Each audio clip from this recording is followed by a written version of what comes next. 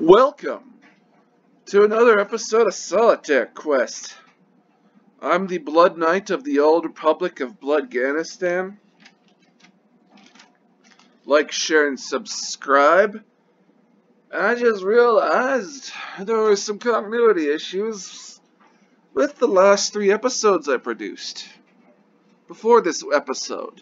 So to clear things up, I did make Whisper of the Heart, Wonderland, and Iceman a triple feature. There's a bit of a crisis. I had to participate in a fucking crisis on like a finite number of Earths. That sort of screwed up the continuity and whatnot of the last 3 episodes. Totally not my fault. Totally not my fault. Crisis on finite number of Earths I had to participate in. Had they brought me in to like fight a guy, and then I just disappeared back to my own Earth. You know, fucking hate when that happens. You know, it's like I only had like five, maybe like 10 minutes of screen time. Anyway, never mind. I'm getting ahead of myself here. So yes, this is the Star Trek Discovery review of the episode That Hope Is You, Part 2, which is Part 2 of the first episode of Star Trek Discovery. But it's also the 3rd part in the last 3 in the storyline at the end of the season. So yeah, you know, that sort of sucks. They can't get some shit straight.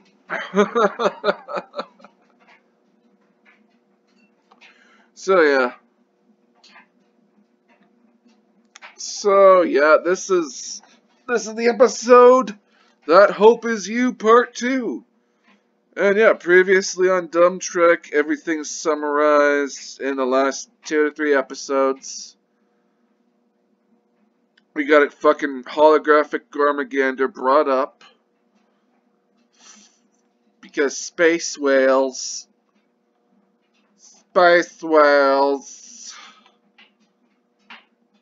And yeah, Saru and the doctor don't look too good, and a teen genius comes in with the drugs in her mouth.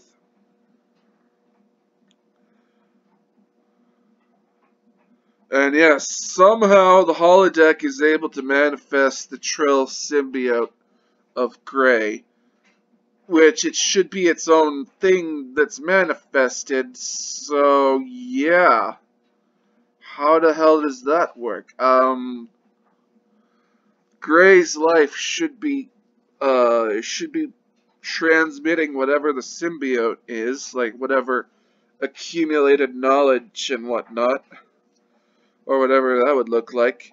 Or how come like other symbiote hosts weren't brought up? Yep. This is gonna be one of those. This is gonna be one of those episodes, folks. This is gonna be one of those episodes.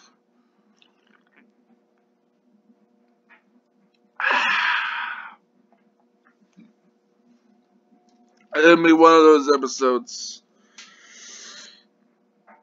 So yeah, everyone at Starfleet headquarters is firing on the Discovery. Somehow that's not taking down. Somehow the Discovery is surviving like the full throttle punishment that the Federation is dealing out. And yeah, Green Karen wants to destroy the Federation after she tries to fucking make peace with the Federation, and then Admiral stands around is like, no, you gotta be tried for war crimes and all that shit. And we get a We Are Starfleet from Burnham.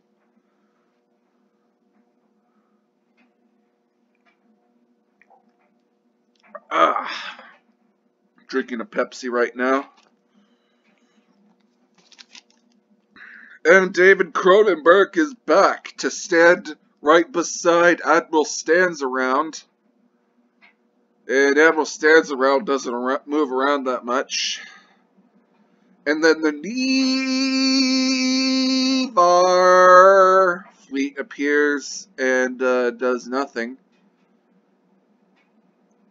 And yeah, Green Karen's big plan to escape is to kill everyone. To escape is to like dump a bunch of pesticides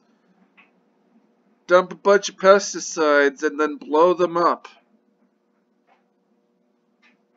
so they can like get it into like the air vents of the other spaceships. Which yeah, Green Karen likes Burnham and then threatens guy she helps, like the wheelchair guy. Meanwhile, back on the spaceship with Saru. Saru is explaining things to the retarded Kelpian. And he's explaining the burn to the retarded Kelpian. And we get Book gets tortured. And the bridge crew not looking too oxygenated, and they're just wasting shit telling stories and whatnot. And Burnham talks in code to Tilly. And pretty much Burnham sends the bridge crew on a suicide mission to set explosives at the nacelle of this discovery. Pretty much.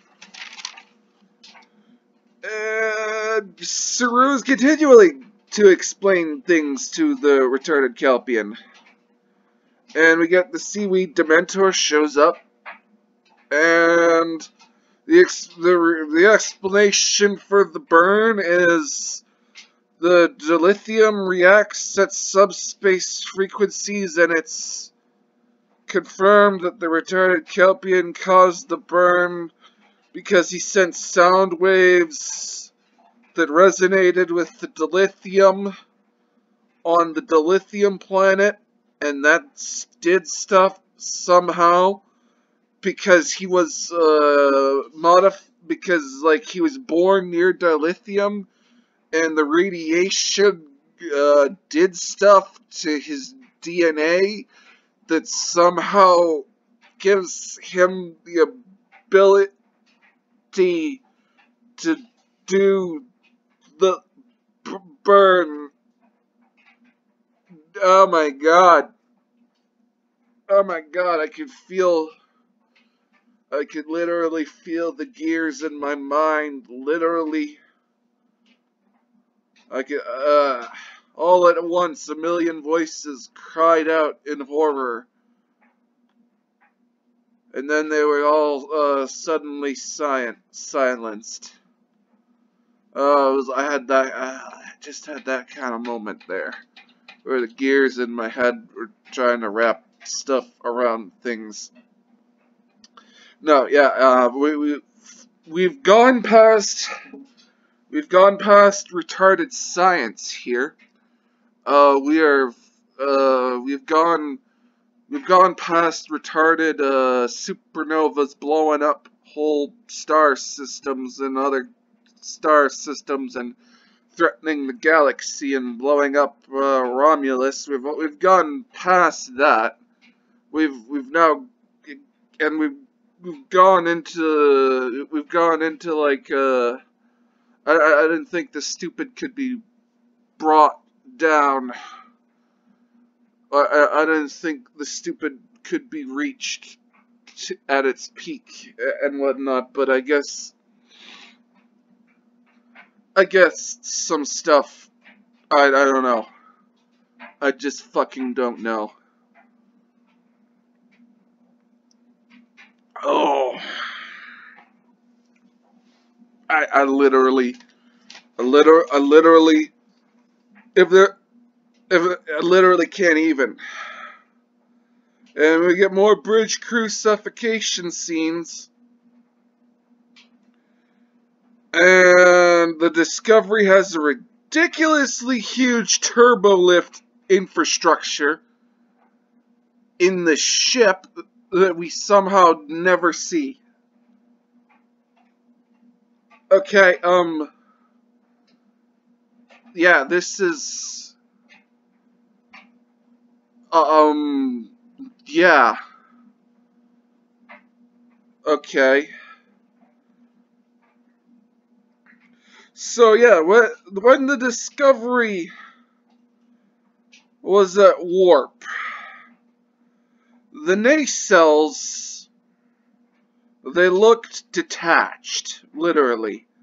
So how was Dreadlock Woman able to get to the nacelles to set off an explosion? Okay, yeah. The nacelles were in the detached mode. How are you gonna set off explosives in the nacelles the nacelle to damage it? How? Okay, so yeah. So Book says she's a queen in response to his cat getting dissed by, like, the other guy who got attacked by parasitic ice. He's in the turbo lift. There's a turbo lift fight. Yeah. So yeah, we have Burnham fighting Green Karen. And Burnham says, yeah, you know the difference between me and you? It's like, I don't quit. And yeah. And yeah, Burnham reboots the data core, and it's the old data. And it's not, she reboots the data core, and it's not just, it switches things back to the old operating system the Discovery used. That's like, so, an operating system from the 23rd century is compatible with year 3200 year 3200 operating system that the Discovery was updated. Okay, that would be like me running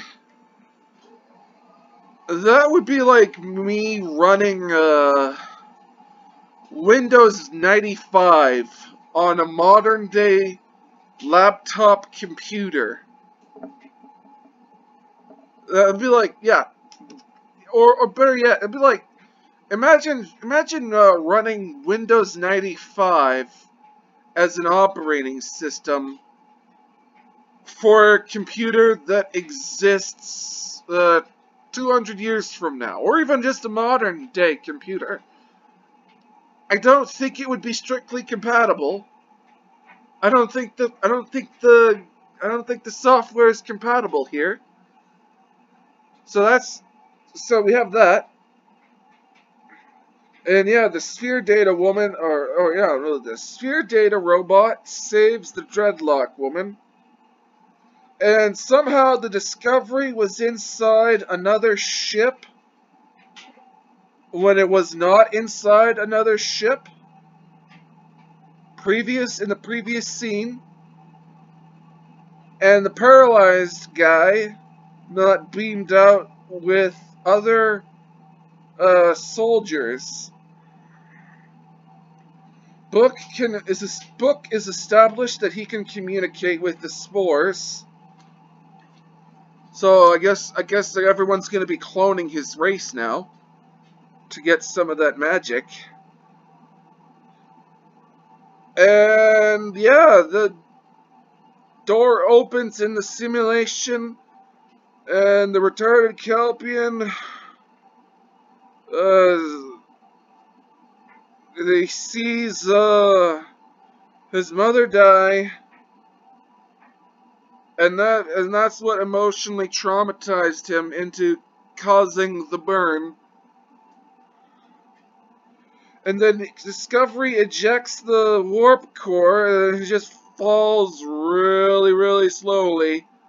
And then it blows up, and then they will spore drive it out of there. And Discovery shows up and beams through, and Culber and Team Genius out. But they don't have any warp core, so I guess I don't know what speed they're limited to when they get out of that nebula. And then, yeah, Burnham does a voiceover about connections. Comm relay guy finally gets rescued. Finally. Find out Admiral Stands Around has a family. Admiral Stands Around admits that Burnham was right. Burnham is now the captain of the Discovery after Saru takes leave of absence. And apparently Tilly, she's, her command of the Discovery was just summarily taken away from her. And the crew finally get new uniforms, which just look fucking drab. And Burnham's her engage is "Let's fly." And then we got the Gene Roddenberry quote at the end and a vintage outro. Yeah, this is the... Yeah. And then we find out that they're going to be going to the dilithium planet to get the dilithium.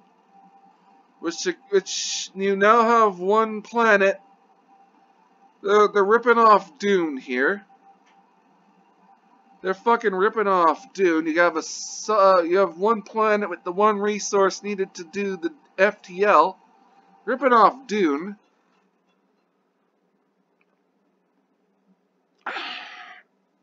So yeah. This... Yeah, This literally made my mind throw up while I'm doing this review, and yeah, this is the most stupidest shit I have ever come across and watched.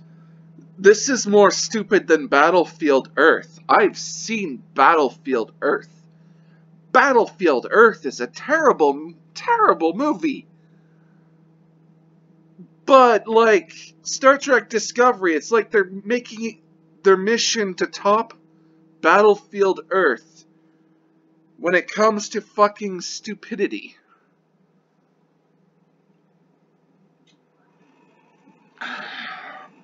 Yeah.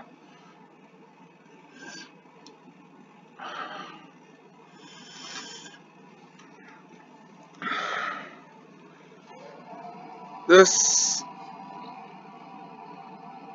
is the most retarded shit I have ever watched in my life.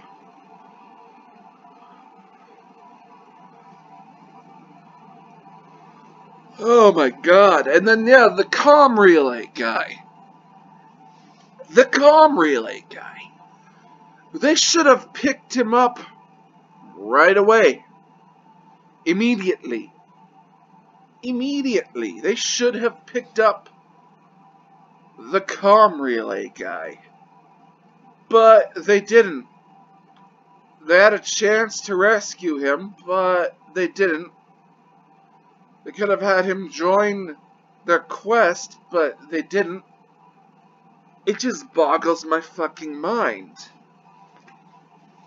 Oh yeah, and let's talk about sound waves resonating with dilithium, and that resonance causes a subspace thing to happen, and that caused the burn. Okay, first off, the starship they were on, that the retarded Calpian was on, presumably there were hull breaches, but there were force fields. So any sound waves carried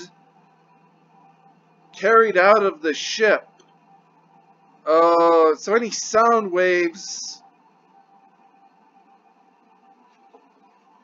like, is it, so yeah, any sound waves would be contained inside the ship.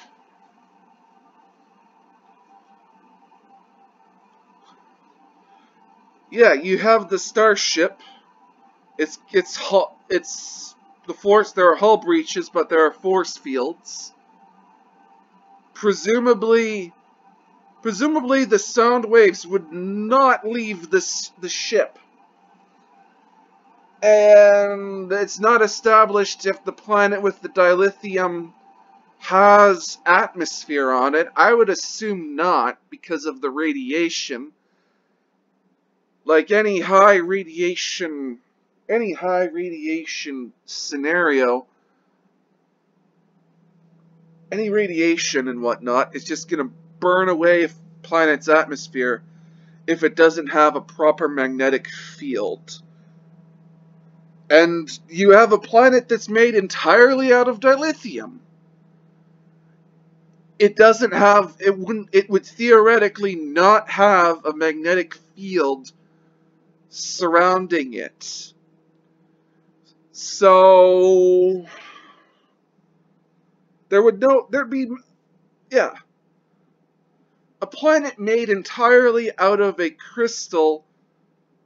It wouldn't have the internal core components to create a magnetic field that could keep an atmosphere, that could carry sound, to cause this is the most retarded shit I have ever seen. Now, the reason why Mars, it has a very thin atmosphere, is because like there's very weak magnetic fields surrounding Mars. Mars does not have the same kind of core that Earth has to allow for a thicker atmosphere. Like the Earth's core, it's creating like a magnetic field that's acting like a shield that blocks the harmful radiation from just hitting the Earth and then burning the atmosphere off. So dilithium can create a magnetic field. Basically what Kurtzman and all his ilk are saying. So dilithium, a kind of quartz-like crystal, somehow, a planet made entirely out of it, somehow, a planet made entirely out of a quartz crystal somehow has a magnetic field surrounding it, allowing it to keep enough of an atmosphere so that sound waves could propagate. But you see, the thing is, though, the starship that the retarded Calpian was on is its sealed. It's airtight. It's airtight. Presumably, there would be some hull breaches, but the force fields would compensate for that. So you have an airtight system. Otherwise, the whole ship would decompress. by the way. So you have a planet, you have an airtight, you have sound waves somehow propagating through an airtight system. Presumably the planet would not have an atmosphere. Presumably there'd be no atmosphere on this planet.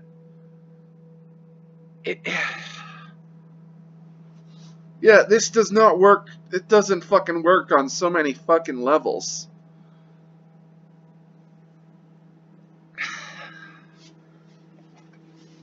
This is basically people who don't know science writing Star Trek. And yeah, science, well, Star Trek wasn't scientifically accurate.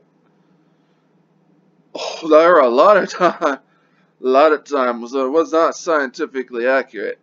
Just watch the episode Threshold. It didn't go full retard like this. It never went full retard. Things were at least grounded.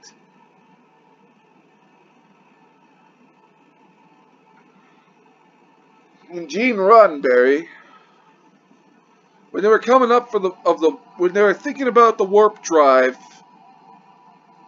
they at least had the sense to at least make the warp drive be powered by antimatter, because that's the strongest, that's the most greatest energy producing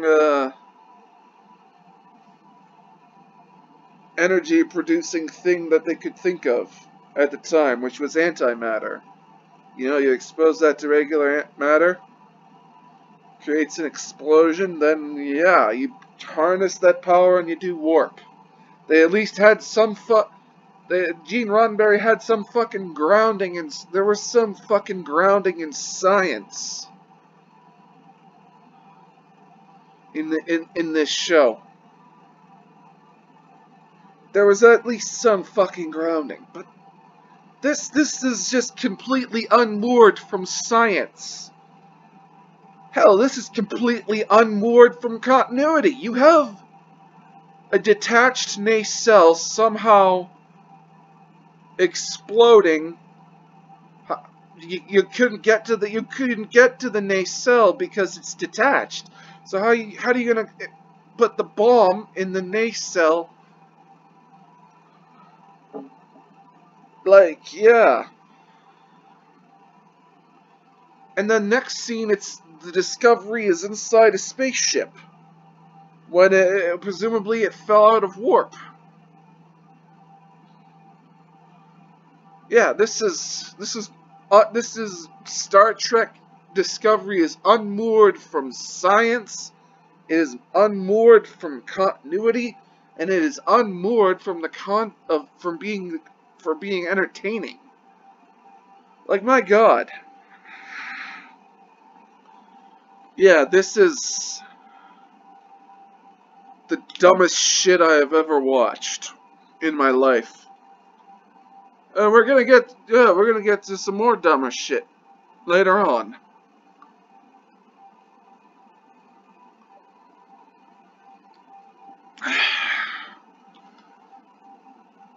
Oh, I'm gonna be reviewing Batwoman after this.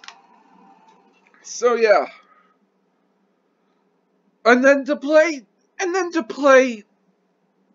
show us a quote from Gene Roddenberry. Now, I did not screen capture the quote or do anything like that. If I knew there was going to be a Gene Roddenberry quote, I'd have taken a picture of it and then fucking read it out. But I didn't have enough planning to do that. And then they throw in the vintage Star Trek outro music. Because apparently this is somehow Star Trek now. This is somehow Star Trek.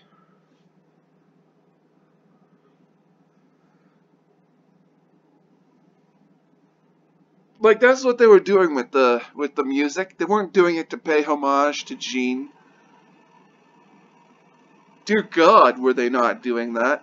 No, they're playing the music to basically say, oh, this is Star Trek now, folks. They're using the music and the Gene Roddenberry quote to fucking give legitimacy to this stupid shit. Oh my God. Yeah.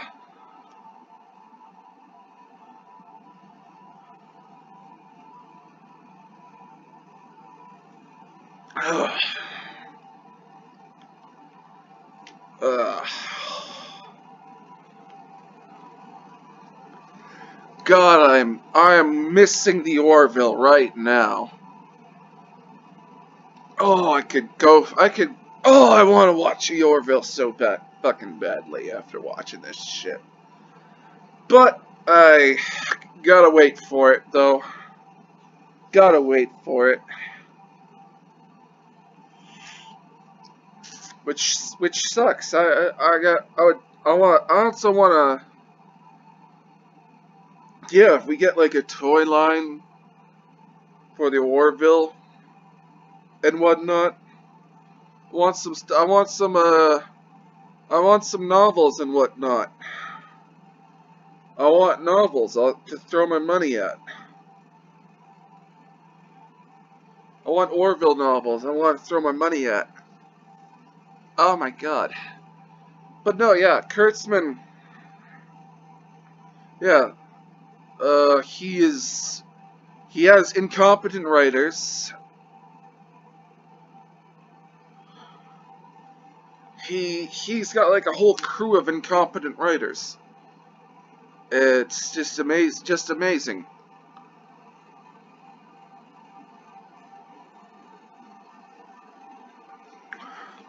It's just amazing how badly you can screw up something. So yeah, I'm the Blood Knight of the Old Republic of Bloodganistan. Like, share, and subscribe. Stay frosty. Stay sexy, San Diego. Get your jewels in one where you can. I'm a spaceman. Peace out.